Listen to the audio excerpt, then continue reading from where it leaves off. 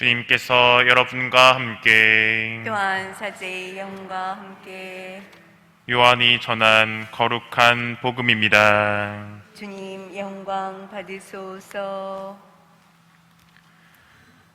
주간 첫날 마리아 막달레나는 시몬 베드로와 예수님께서 사랑하신 다른 제자에게 달려가서 말하였다.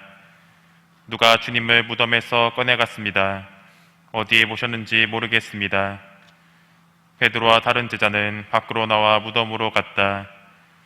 두 사람이 함께 달렸는데 다른 제자가 베드로보다 빨리 달려 무덤에 먼저 다다랐다. 그는 몸을 굽혀 암모포가 놓여있는 것을 보기는 하였지만 안으로 들어가지는 않았다. 시몬 베드로가 뒤따라와서 무덤으로 들어가 암모포가 놓여있는 것을 보았다. 예수님의 얼굴을 쌌던 수건은 암모포와 함께 놓여있지 않고 따로 한 곳에 개켜져 있었다. 그제야 무덤에 먼저 다다른 다른 제자도 들어갔다. 그리고 보고 믿었다. 주님의 말씀입니다. 그리스도님 찬미합니다.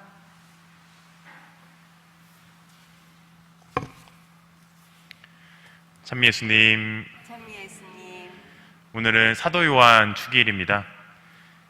12사도 중에 유일하게 순교를 당하지 않은 사도이기도 하고, 또한 요한복음은 요한을 일컬어 주님께서 가장 사랑하시는 제자라고 표현하면서 예수님 십자가 곁에서 예수님의 말씀대로 성모님을 자신의 어머니로 모셨다고 전합니다. 하지만 요한은 제자들 사이에서 미움을 받은 일을 한 적도 있었습니다.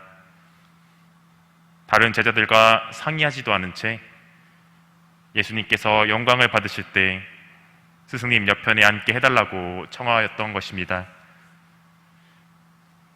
이러한 모습들을 종합해서 바라볼 때 사도 요한은 자신의 의견을 확실히 표현할 줄 알고 행동력도 있었으며 교회 전승에 의하면 나이도 젊고 외모도 출중했다고 합니다. 오늘 복음은 예수님의 무덤에 베드로와 요한이 달려가서 그 현장을 확인하는 내용입니다. 요한이 베드로보다 젊었으니 달리기에 있어서도 더 우월했을 것입니다. 그러나 베드로보다 먼저 들어가지 않습니다.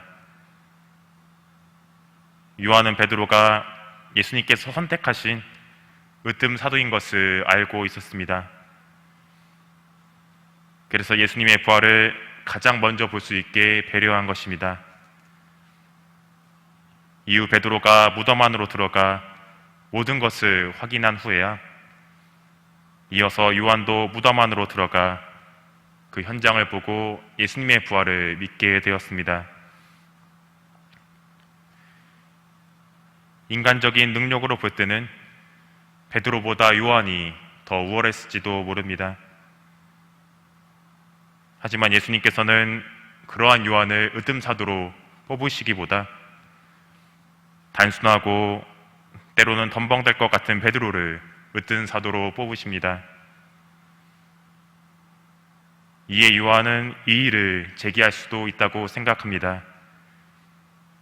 예수님, 제가 더 믿음도 충만하고 행동력도 있고 더 젊은데 왜 저를 으뜸사도로 뽑지 않으셨습니까? 라고 말입니다.